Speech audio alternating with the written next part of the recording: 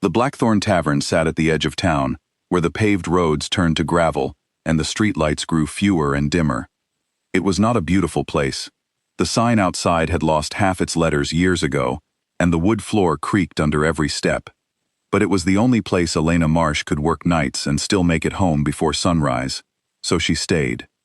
She was 24 years old, with tired eyes and a quiet kind of strength that came from years of carrying more than her share.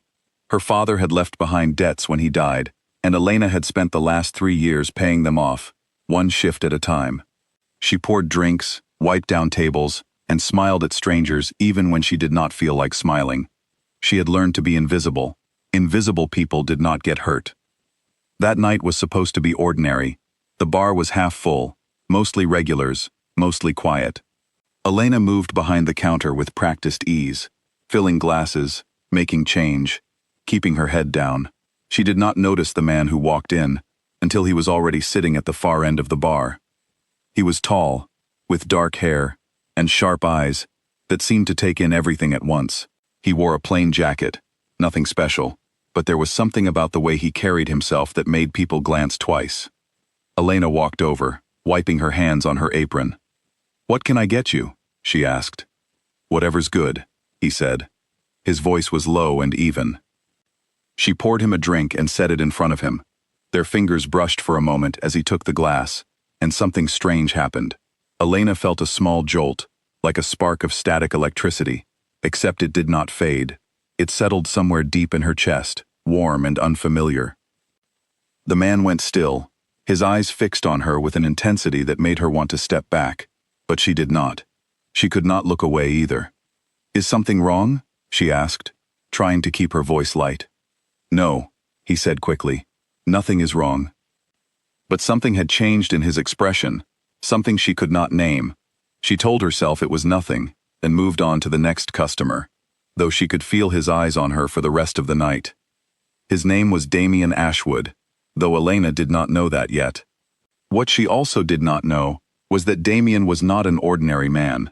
He was the leader of one of 5 powerful families that quietly controlled the region, families whose members possessed abilities passed down for generations, abilities that made them faster, stronger, and more perceptive than anyone around them. Within his own circle, he was known simply as the Alpha King, a title that came with great respect and even greater responsibility. For years, Damien had believed he would never find the one person meant to walk beside him, the one his instincts called his true match. Among his people, this bond was rare and sacred, something felt in an instant and impossible to fake. He had been young when he first learned that his match had likely died before he ever had the chance to meet her. He had accepted it. He had built his life around leading his people without her. Until tonight. The moment Elena's hand touched his, everything in him recognized her. It was not something he could explain with logic, it simply was. She was not dead. She had been here all along, pouring drinks in a tavern that smelled of old wood and spilled beer, completely unaware of what she meant to him. Damien sat frozen for a long moment, his drink untouched in front of him. He watched her move through the room, laughing softly at something a customer said, tucking a loose strand of hair behind her ear. She looked so ordinary, so unaware, and yet she was the center of everything now. He knew he could not simply tell her the truth. Not yet. She would think he was insane, or worse, dangerous. So he stayed at the bar longer than he meant to, watching her, memorizing the sound of her laugh, the way her hands moved quickly and surely, even when she was tired. What Damien did not realize was that his presence in the tavern had not gone unnoticed.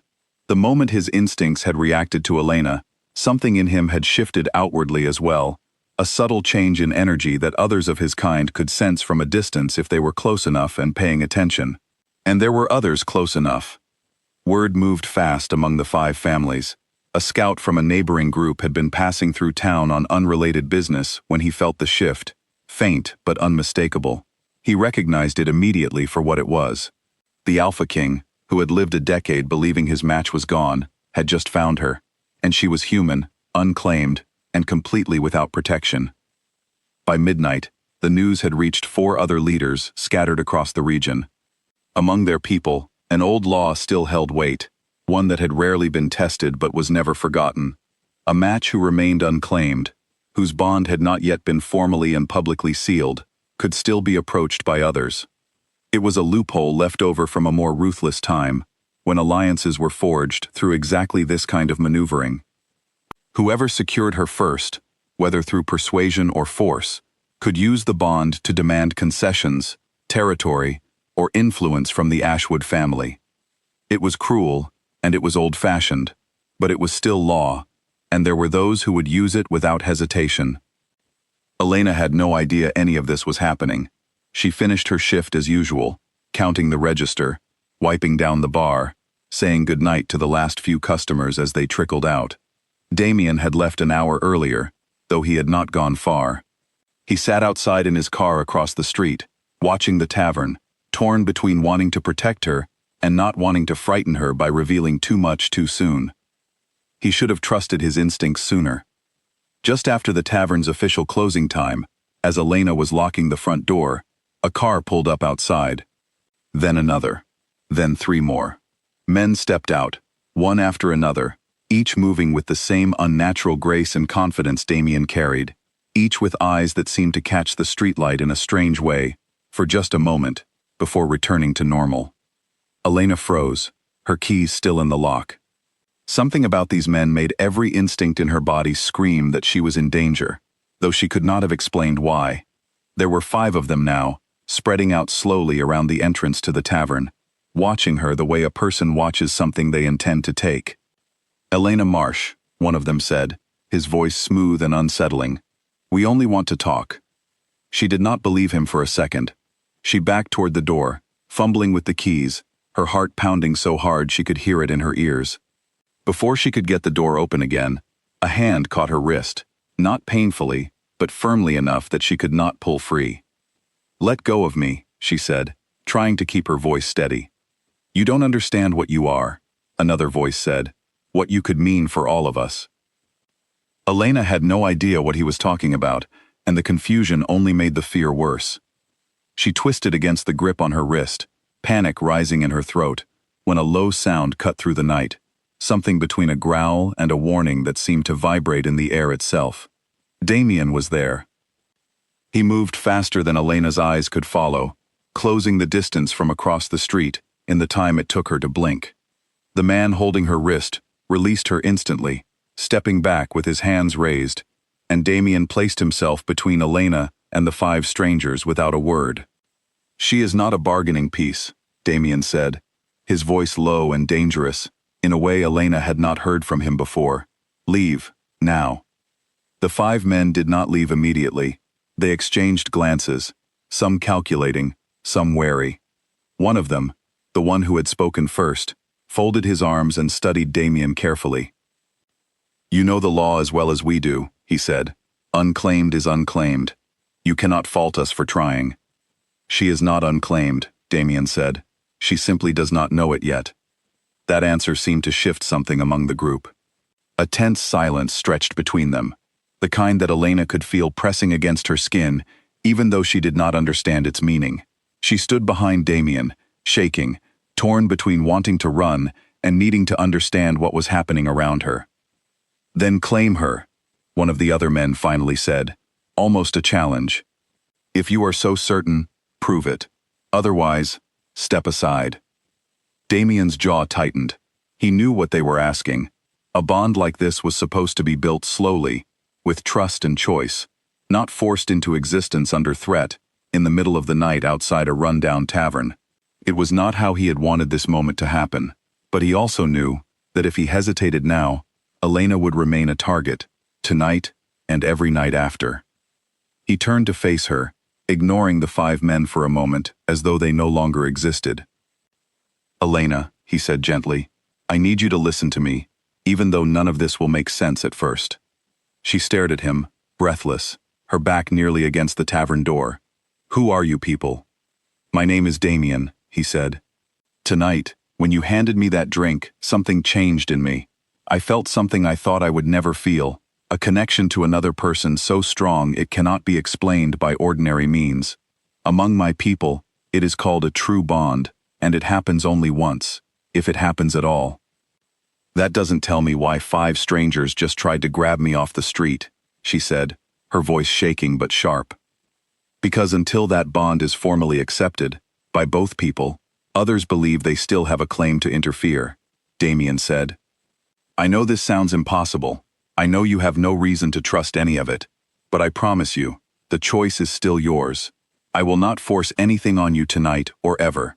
I only need you to understand the danger you are in, if we do nothing. Elena's mind raced, torn between disbelief and the memory of that strange warmth she had felt the moment their hands touched hours earlier.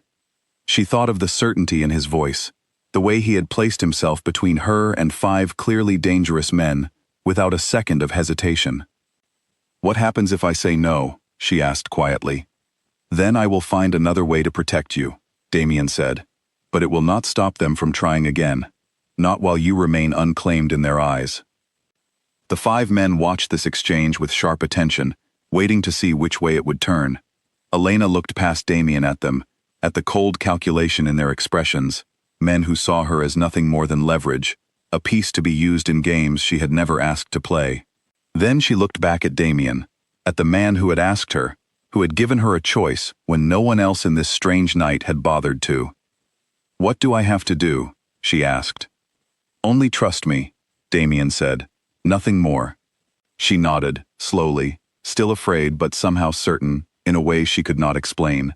Damien stepped closer, and in front of the 5 witnesses, he spoke words in a language Elena did not recognize, ancient and solemn, while placing his hand gently over hers. The warmth she had felt earlier surged through her again, stronger this time, steady and unshakable, like something locking quietly into place. The 5 men stiffened as they felt it too, the unmistakable shift in the air that told them the bond was no longer theirs to challenge. One by one, they stepped back, expressions unreadable, before turning and returning to their cars without another word. Within minutes, the street outside the tavern was empty again, as though nothing had happened at all. Elena stood in silence, her hand still resting in Damien's, her heart slowly settling into a calmer rhythm. Is it over? She asked. For tonight, Damien said, but there is much I still need to explain to you, when you are ready to hear it. She looked up at him, exhaustion and disbelief, and something gentler mixing together in her expression. I think, she said slowly, you should start now. Damien allowed himself a small, tired smile, the first real one of the night. Then let's go somewhere safer to talk. They walked away from the tavern together, the old building falling quiet behind them, its broken sign flickering weakly in the dark. Elena did not know what her life would look like tomorrow, or the day after that, but for the first time in a long while, she did not feel invisible, and she did not feel alone. Whatever came next, she would face it with her eyes open, and she would face it as herself, not as anyone's prize to be won.